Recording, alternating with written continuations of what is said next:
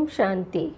आज के 20/8/2026 के महावाक्य। प्रातः मुरली। ओम शांति। बाप दादा मधुबन।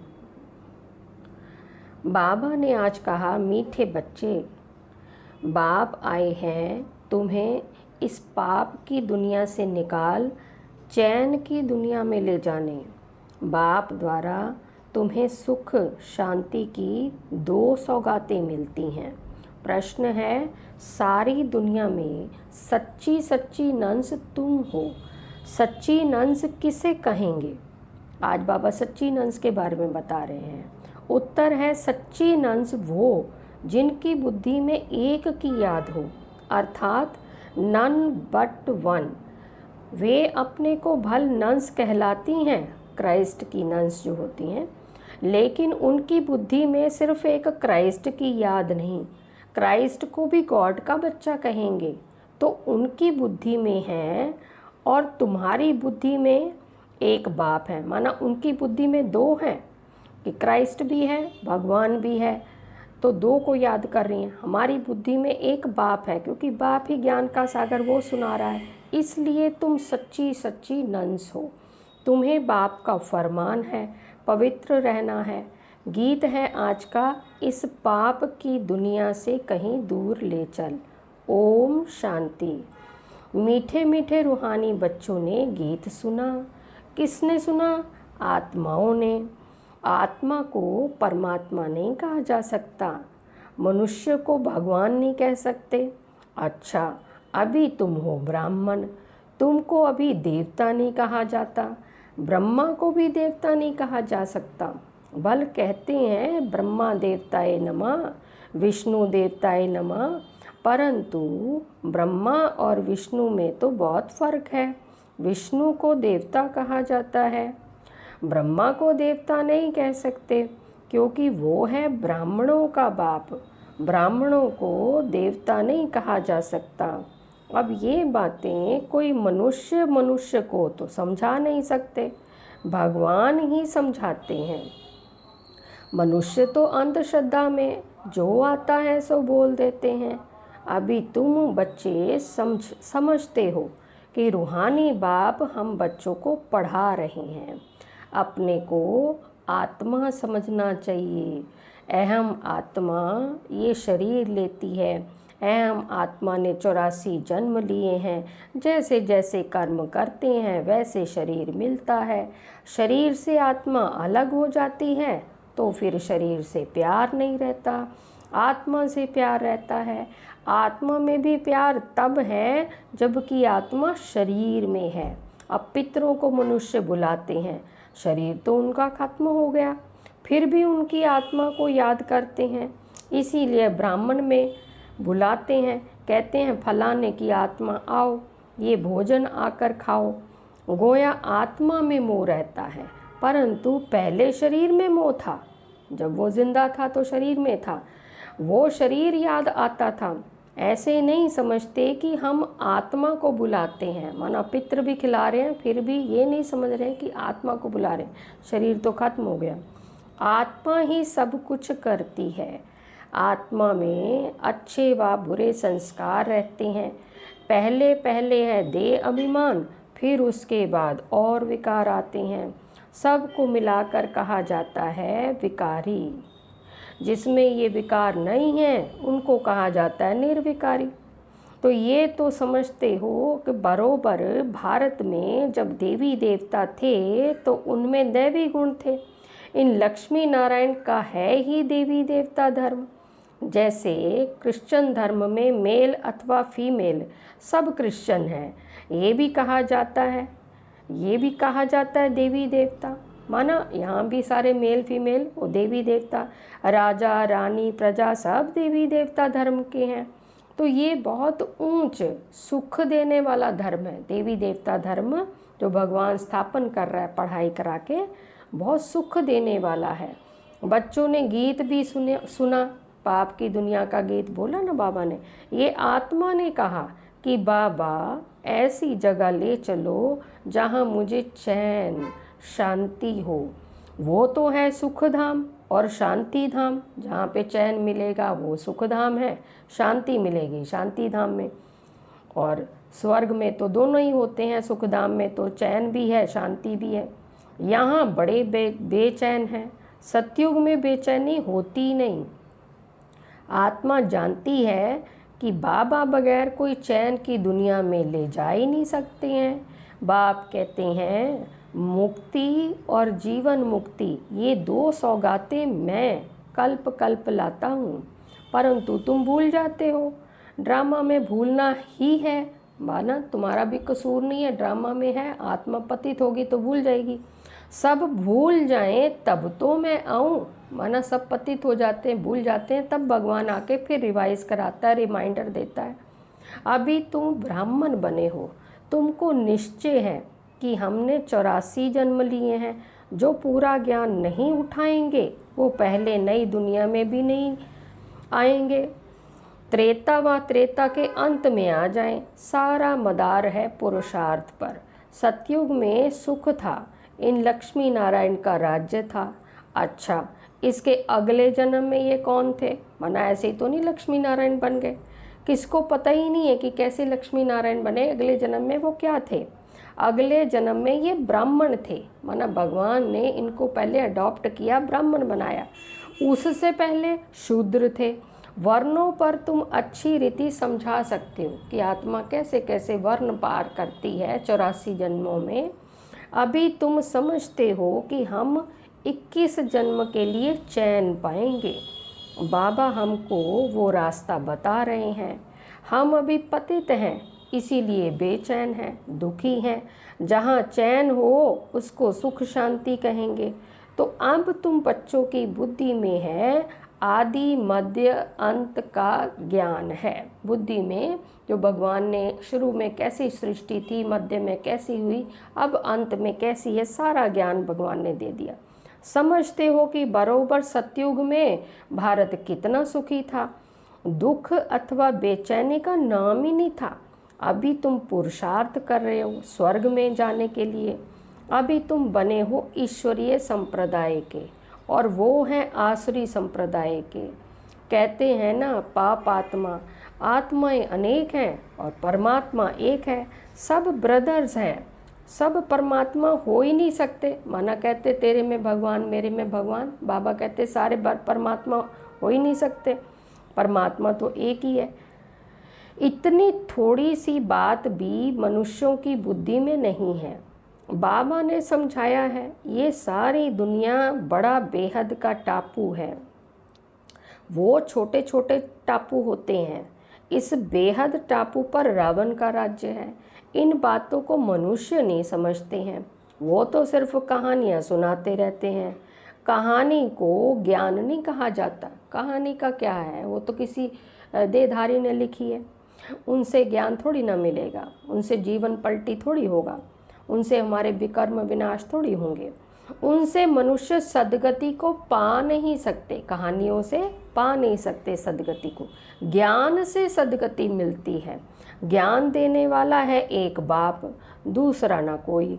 भक्तों की भगवान ही आकर रक्षा करते हैं, मनुष्य मनुष्य की रक्षा नहीं कर सकते। शिव बाबा सभी बच्चों को वर्षा देते हैं। वो बाप भी है, शिक्षक भी है, सतगुरु भी है, वकील बैरिस्टर भी है, क्योंकि जमघटों की सज़ा से छुड़ाने वाला है।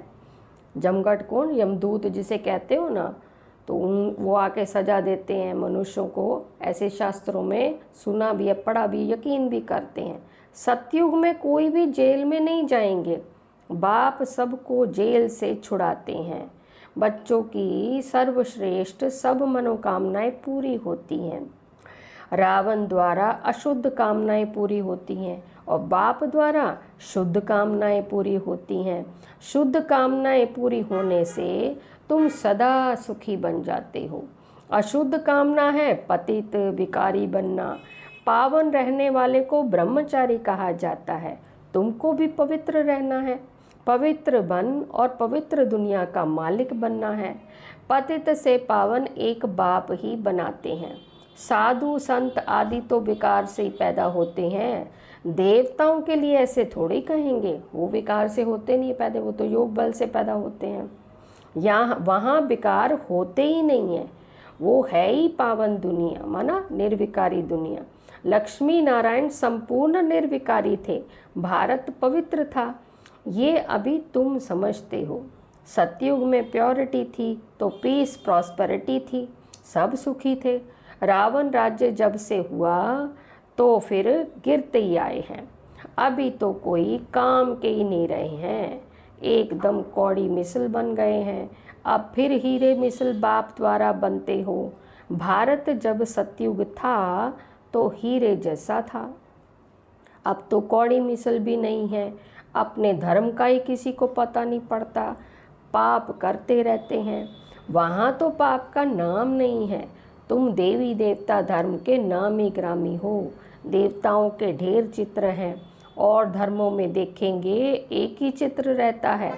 क्रिश्चियन पास एक ही क्राइस्ट का चित्र होगा, माना मुसलमानों के पास इब्राहिम है, और जो आपके बौद्धी हैं उनके पास बुद्ध जी का है, क्राइस्ट क्रिश्चियन वालों के पास क्राइस्ट का है।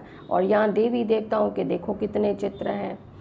तो बाबा कहते हैं बौद्धियों के पास एक ही बुद्ध का, क्रिश्चियन क्राइस्ट को ही याद करते हैं, उनको नंस कहा जाता है।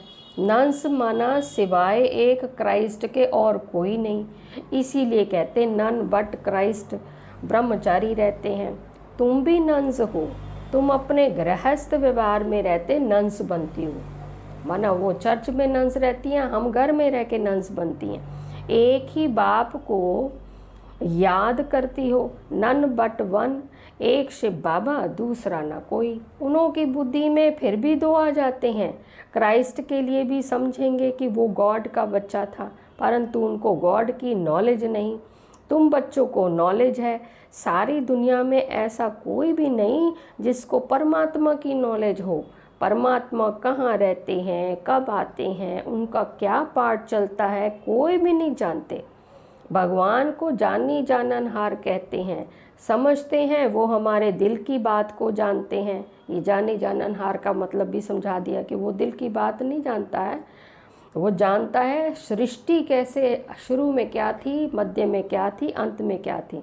बाप कहते हैं मैं नहीं जानता, हमको क्या पड़ी है जो हर एक की दिल को बैठ रीड करूँगा। हम आए ही हैं पतितों को पावन बनाने। अगर कोई पतित नहीं, पवित्र नहीं रहते हैं, झूठ बोलते हैं, तो नुकसान अपने को पहुंचाएंगे।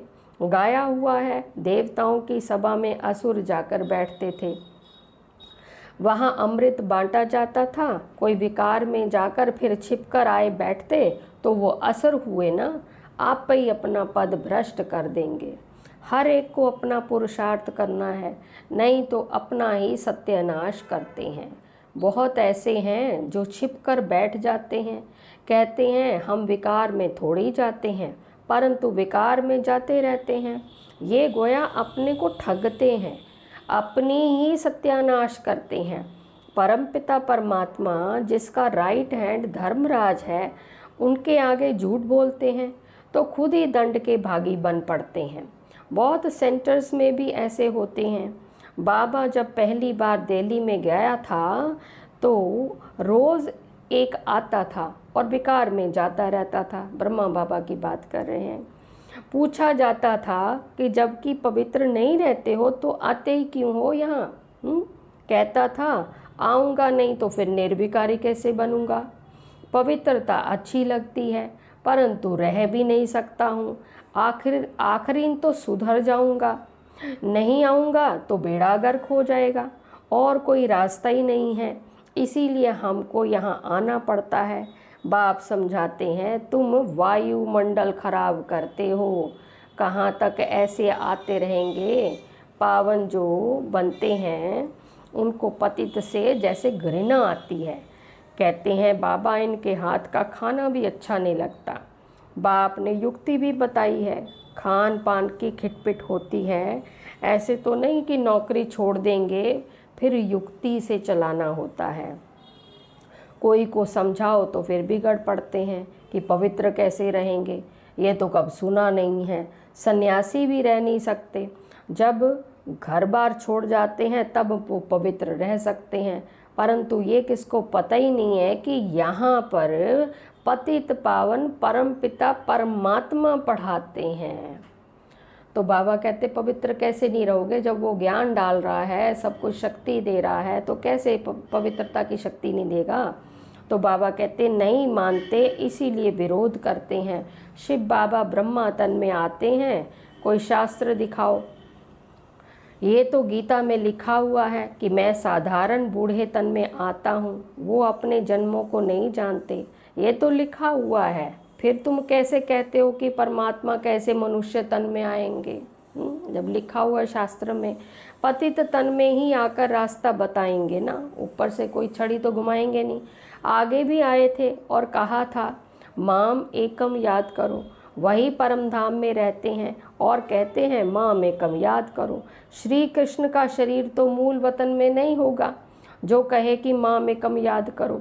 एक परमपिता परमात्मा ही साधारण तन में प्रवेश कर तुम बच्चों को कहते हैं कि माम एकम याद करो, तो इस योग अग्नि से तुम्हारे पाप कट जाएंगे।